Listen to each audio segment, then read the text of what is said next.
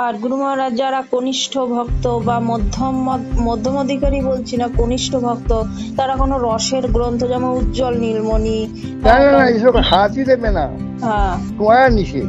হুম, এখন কেবল হরিনাম করবে, সরাসরি হরিকথা শুনবে, চৈতন্য চৈতন্য ভাগবত পড়বে, পড়তে পড়তে কোনোদিন যদি তার এই জীবনে হয় সে হবে। আর যদি একান্ত ভগবান আছে, পিছিয়ে হইলে অত্যন্ত, পিছিয়ে হয়ে গেলে অত্যন্ত শ্রদ্ধা বিশ্বাস হয়ে গেল, সে তখন ভগবত কৃপাতে আপনি এই জীবনে এই দেহান্তে যখন সে বর্তমানে ভগবান তাকে নিলেন, আপনি স্মরণ নিলেন, তখন আর সাধন করতে হবে না।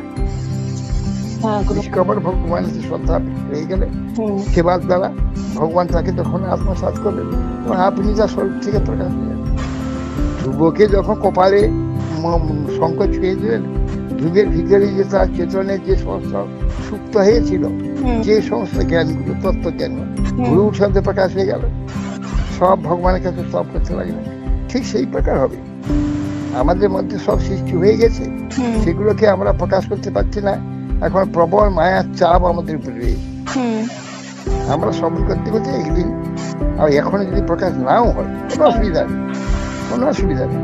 কিন্তু একদিন যদি আমি শেষে যে ভগবান আমাকে স্নান দিয়ে দেন, আমার এই জড়মুক্ত হয়ে যায়, তখনই আপনি সব যেগুলো আমি শুনে রেখেছি, জেনে রেখেছি, সেগুলো আমি প্রকাশ করতে পারি, সেগুলো আপনি যখন ভগবত কৃপা, ভগবত সংস্পর্শ হলেই সব খুলে যাবে, সব প্রকাশ হবে।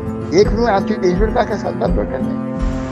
হ্যাঁ, আর এই যে আমাদের বলছে যে লক্ষ্য রাখা উচিত, রাধা দাস, তো লক্ষ্যটা কি এটা রাখা উচিত না লক্ষ্যটা কি থাকা?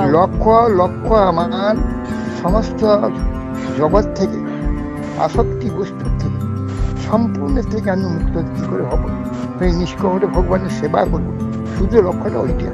লক্ষ্যটা ওই